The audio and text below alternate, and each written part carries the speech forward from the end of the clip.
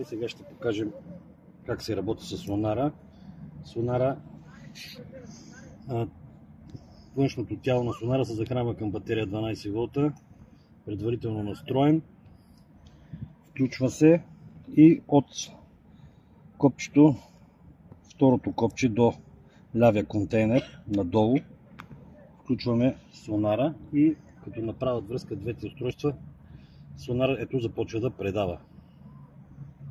Тук при нас езерото е 90 см навсякъде, така че няма да има релеф, няма да покаже и риби, просто показваме по време на движение и показваме как отчита сонара. Това е общо взето. По същия начин се гаси сонара от тук нагоре. Не е проблем да работи заедно сонар и автопилот, няма никакво смущение нито на едното, нито на другото.